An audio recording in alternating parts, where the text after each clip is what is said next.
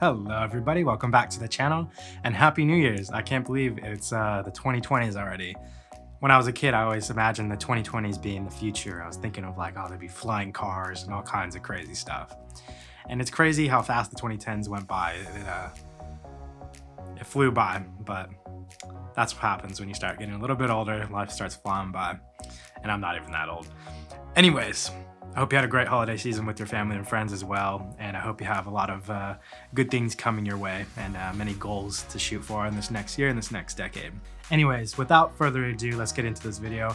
Today we're going to talk about the best export settings for high quality footage on YouTube through Adobe Premiere Pro.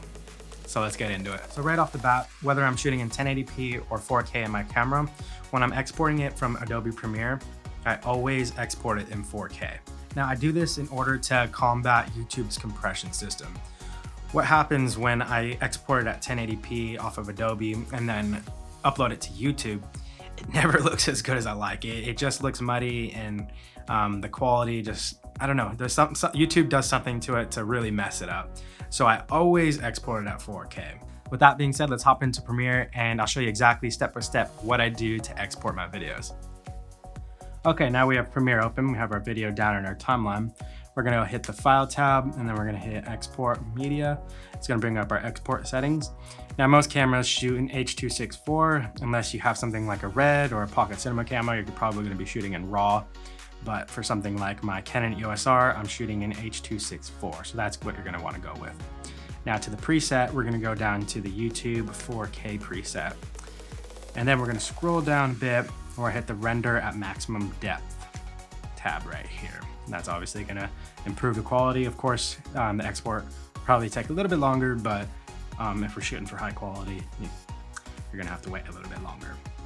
Now we're gonna scroll down to the VBR 1 pass. We're gonna change that to VBR 2 pass. And essentially this is gonna give it more flexibility to shift between bit rates. What we're gonna wanna do is hit the first one and we're gonna change that to 50. I like to keep that around 50. And the maximum bitrate, I'll just throw up to max so it has that potential. If it needs to go into a higher bitrate, it can. Now we're gonna hit the use at maximum render quality tab. And obviously, yes, that will make the video take a little bit longer. Then again, for exporting high quality, it's gonna take a little bit of time. Now this video size seems massive, but it's because I have it's a 46-minute video. Yes, your files are going to be a little bit bigger because you're exporting them 4K, and yes, it's going to take more time. But if we're shooting for high quality, we got to remember, those are the risks that you have to take. And if you're not shooting anything in 46 minutes, you're probably not looking at a file size that big. But if you are doing bigger projects like this, then I would recommend getting like external hard drives or something so you can store it and not totally burn out your computer. And those are essentially the settings I use for when I'm exporting from Premiere for uploading to YouTube. Give it a shot and let me know down in the comments if it helped you, if it improved the quality of your videos. And I have a couple more tips on changing the aspect ratio and giving those black bars instead of just inserting them in as a layer. We're gonna talk about actually changing the aspect ratio of your videos for certain things, for people that have widescreen monitors or to fill up the phone screen. We'll get into those in future videos, but for now, that's it.